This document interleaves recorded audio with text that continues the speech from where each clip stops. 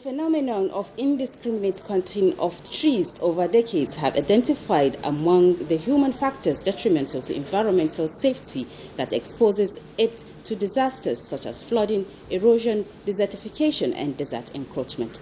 This precipitated adoption of various policies and programs by governments at all levels, international development partners, and other stakeholders aimed at tackling the menace towards ensuring safe and friendly environment. Panorama shall this afternoon be focusing on effectiveness of tree planting in flood and environmental degradation control and the role of stakeholders in making the environment habitable. I am Sadia Omardigi.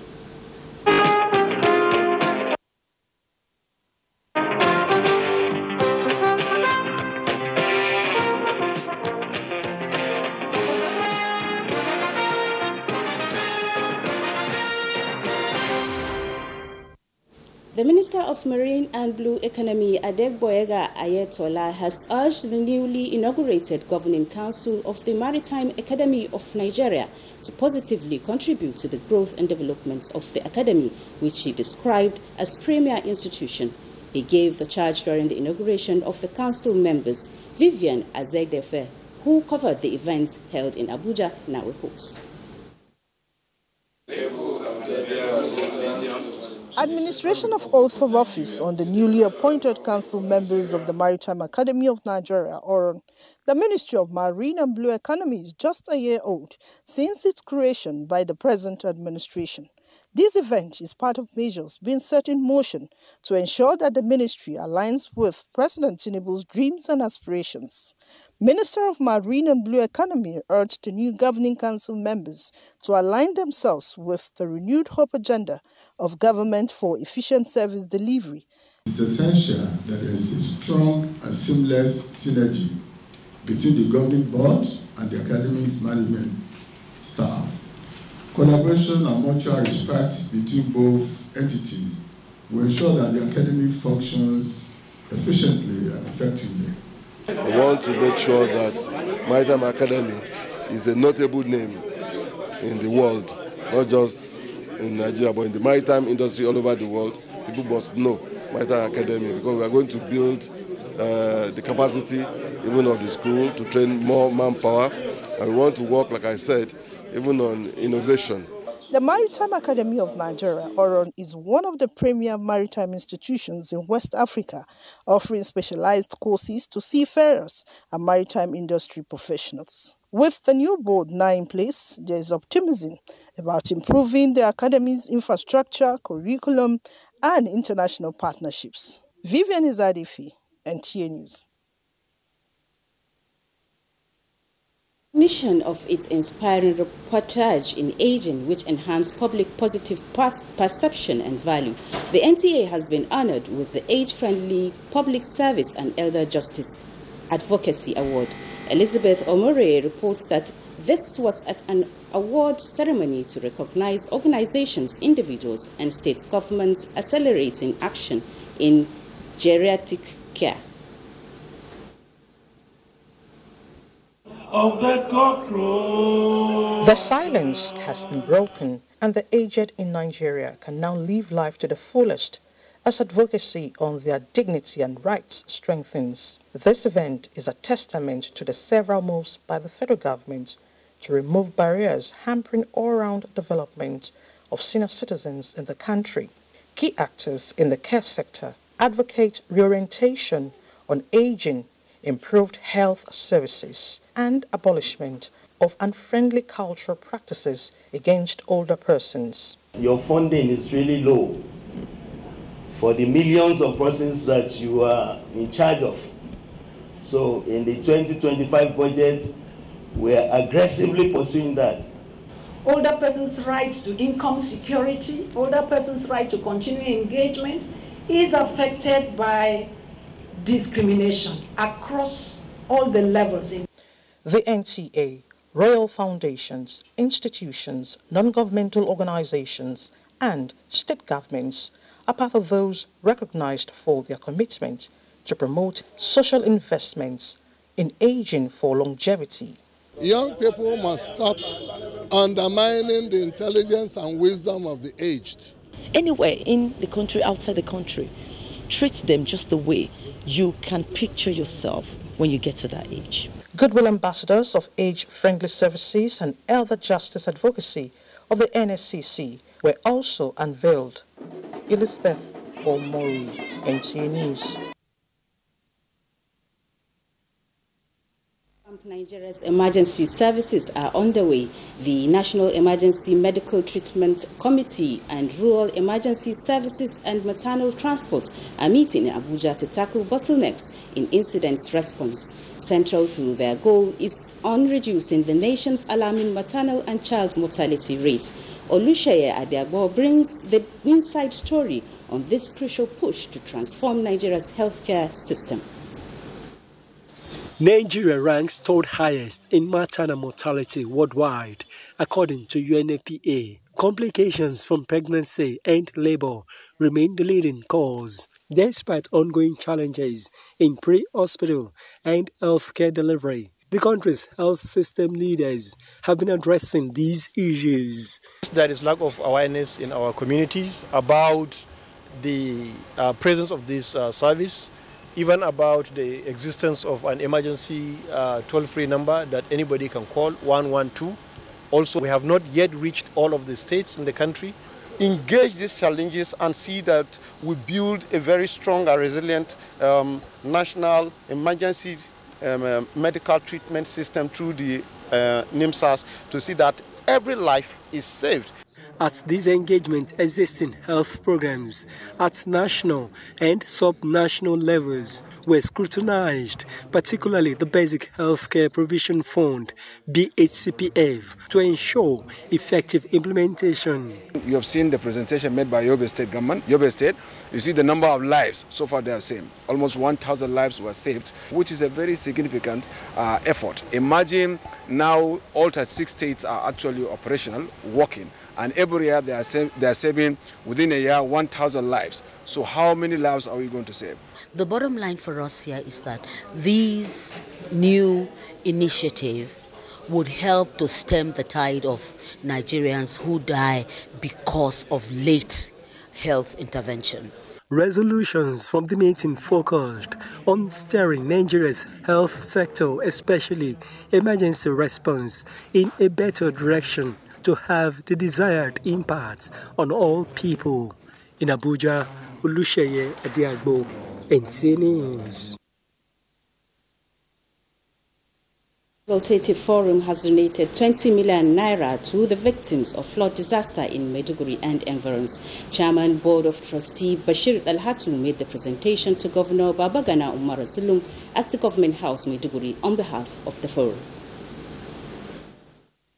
Our consultative forum joined other well-spirited individuals and organizations across the country to sympathize with the government and people of Borno State over the tragic flood disaster that claimed lives and property within Maiduguri and Jere local government areas. Chairman Board of Trustees Bashir Dalhatu, who led the delegation, noted the devastation suffered and prayed Allah to forgive the deceased and comfort those who lost their property and loved ones.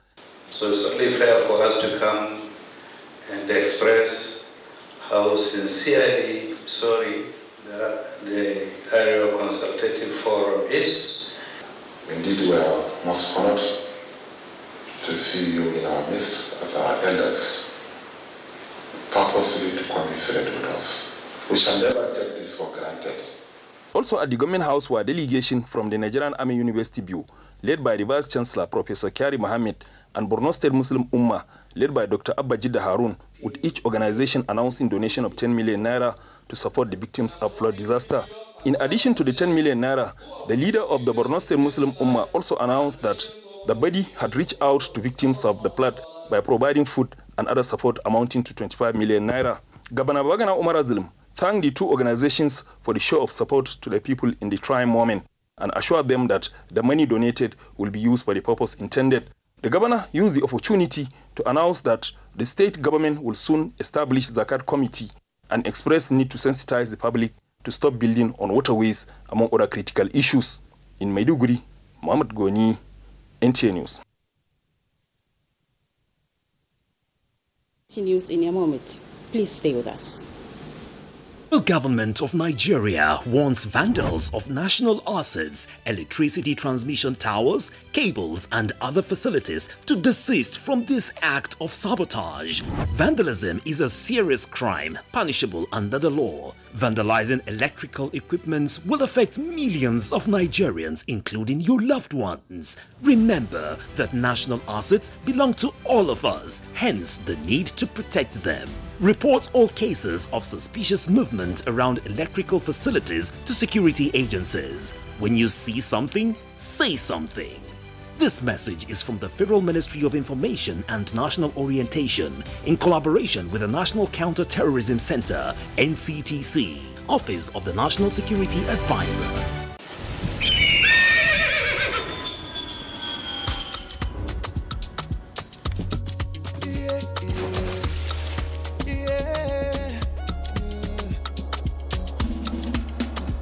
From the Atlantic across the savannah to the Sahara, we rise, a land of the free, we know they tire. We dream great, our spirit is undying. Resilient, rooted like palm tree, we sway in colors, we turn dark into light, we bet solutions, we ignite passion, yeah.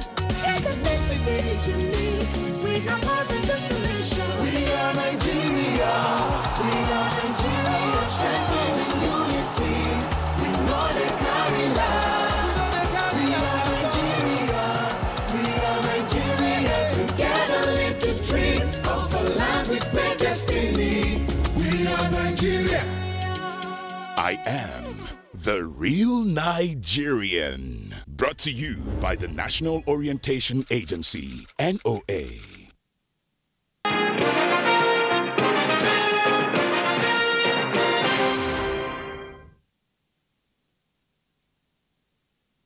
More than 27,300 flood-affected victims have received food items courtesy of Kebbi State Government. Governor Nasir Idris distributed the food items at Gudu village in Shanga local government area of the state. Correspondent Abdul Muhammad Bawa reports. Over 3,000 households were displaced in the recent flooding of communities in Shanga and environs. Although the National Emergency Management Agency came in with some relief materials, only 300 households received the materials. Governor Idris has also waded in by distributing relief materials to over 2,700 households. Beneficiaries received essential items such as rice, maize, and millet, aimed at alleviating the effect of the flood disaster. I have lost my house and items inside. I have lost food to eat. But with this support, we thank God. May God bless him. May God make him more stronger with this gesture. We are so happy. While distributing the items, Governor Idris says his administration will provide similar support to other victims affected by flood in other parts of the state. Government is doing everything possible to ensure that issues of this flood is being addressed. The Emir of Yawuri, Dr. Muhammad Zayanu Abdullahi, expressed gratitude to Governor Idris for his support, acknowledging the positive impact on his people affected by the flood. From Shanga local government area of Kebbi State, Abdul Muhammad Bawa, NTA News. Towards protecting and making the environment friendly, Sokoto State Government has called on the people to engage in aggressive tree planting in their localities. This was at the flag off of the 2024 tree planting campaign. Asma Habibu Shagari has the details. Sokoto State is one of the Nigerian states affected by desertification and desert encroachment. The northernmost part is particularly more vulnerable, with a significant size of its landmass affected by desertification, leading to losses in agricultural productivity and environmental degradation. This is as a result of deforestation, climate change, and soil erosion that require urgent attention and sustainable solutions to mitigate its impact. This year's tree planting campaign is part of efforts by governments to protect them from further degradation. Governor Ahmad Aliyu, who flagged off the campaign at the new 500 housing units under construction, underscores the significance of trees to the ecosystem. The governor hinted that his administration is exploring ways of harnessing liquefied natural gas for environmental friendly activities and urges people of the state to support government environmental policies and desist from indiscriminate cutting of trees to safeguard the environment. The governor directed all the local government councils in the state to commence tree planting immediately. Tree planting day in our state is not just a ceremony, but a firm commitment of government in safeguarding our environment. The success of our tree planting efforts depends on active involvement of everyone. This year's campaign theme in Sokoto State is Greening Our Environment. From Sokoto, Asmao Habibu Shagari, NTA News. And now on our discussion segment, I have with me in the studio Dr. Yusuf Isa Sokoto to discuss on the impact of afforestation in curbing flooding and environmental degradation. Sir, you're welcome to Panorama Studios. Thank you very much, Haja Sadia. All right. So, sir, communities in Sokoto are currently witnessing serious flooding, and afforestation is believed to be one of the causes. How true is this assertion? Indeed.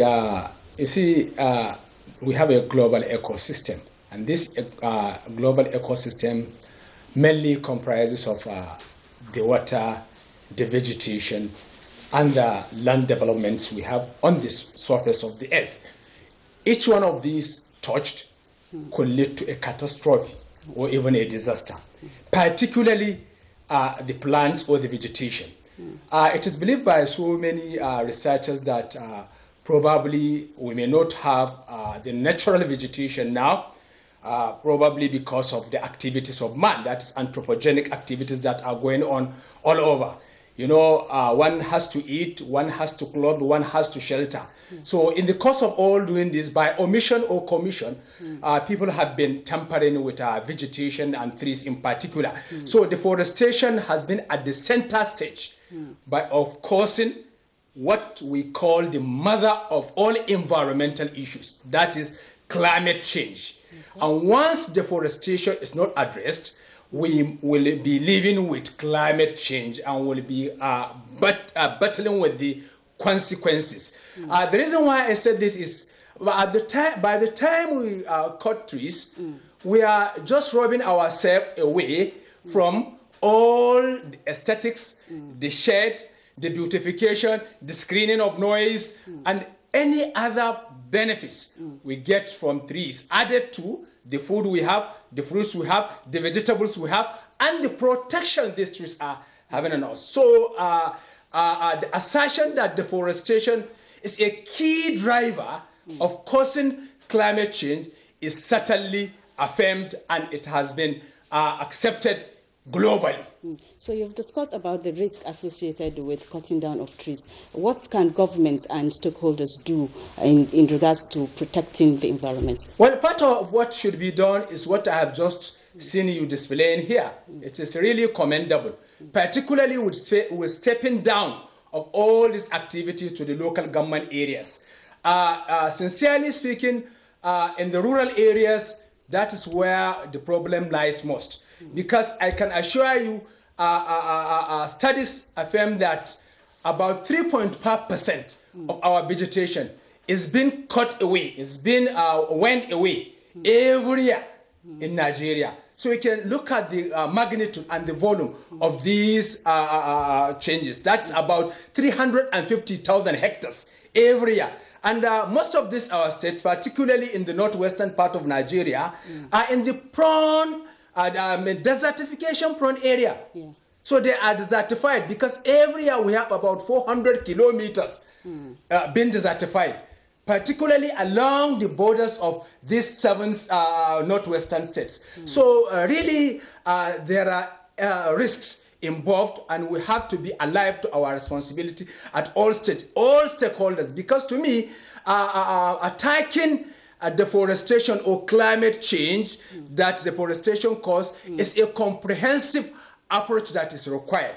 Everyone has to be involved. I always said it in Hausa, kashin mahaukacin kare sai an taru. That's how it is. Everybody has to have a stake. Everybody has to attack it from different angles so that we can see to the end of this menace. Otherwise, all these ravaging issues of flooding, desertification, erosion, and what, they are all interwoven and they are all intertwined and they are all having one nexus to another. They are linked. You cannot separate erosion, being it air, or being it land, or being it soil, from what is happening to pollution, because it's all caused by this deforestation. So what is the challenge of these efforts made by previous governments and stakeholders with regards to deforestation and tree planting and shelter belts? Well, to me, the challenges could be from coordination and monitoring. Okay. Because what matters is sustainability. Okay. We have seen so many afforestation programs going on year in, year out. But how do we sustain it? Other climes do sustain it. And that is why we are seeing a lot of changes. Tree cannot grow on its own. It has life. It needs to be taken care of. We need to maintain it. We need to sustain it. And then we will be able to get what we desire from it. All right, Dr. Issa, we have to cut it short here because time has not been in our favor. Thank you very much for coming on Panorama this afternoon. Thank you. All right, moving on. Nigerian football stakeholders converge on Asaba, Delta State, for crucial matters as the nation prepares to host deaf athletes for 7 African countries. Olumide Oguntola brings details of these and other trending stories on Sports Update. Authorities in Nigerian football circle at the national and state levels, including stakeholders associations, are in Asaba, Delta State for this year's annual General Assembly of the Nigerian Football Federation. The largest convergence of football stakeholders in Nigeria will, among other things, formulate new policies, rules and regulations that will develop the game of football in Nigeria. Still on football matters, Super Eagles handler Coach Augustine Igwevoin has promised to put smiles on the faces of Nigerians when the Super Eagles take on their counterpart from Libya in match day 3 and 4 of the 2025 AFCON qualifiers. The coach admits that the match will be tough, but is confident that the 3-time African champions will fly past the North Africans. From the continental scene, the Confederation of African Football (CAF) has confirmed the port for the upcoming Confederations Cup draws. According to the reports released by CAF, Enyimba and Choraf of Senegal are the only teams in Port 3. The draws will take place on the 7th of October 2024. In Port 1, Azamalek SC, RS Bakini, Simba SC, USM Algiers is in Port 2 alongside ASEC Mimosa, among others in Port 4. In another news, Nigeria will host 7 other African countries at the 12th edition of West African Deaf Sports Union Games, slated for the 10th to 19th October at the National Stadium Surulere and Mobolaji Johnson Sports Stadium. Nigeria will face Togo, Ghana, Cote d'Ivoire, Guinea, among other countries in football and athletics. Nigeria can make it in West Africa Deaf Football Championship. That is why we brought the competition to Lagos in Nigeria. And we are very sure that we have prepared before. They are decided to make sure that we will win this cup again. Ranked 10th in the world, the Deaf Eagles have won the football title 4 times with preparations to win the title again. With Sports Update, Olumide Oguntola, NTA News. And that is it on Panorama this afternoon from Sokoto Network Center. Thank you for making us a part of your day. Good afternoon. Making us a part of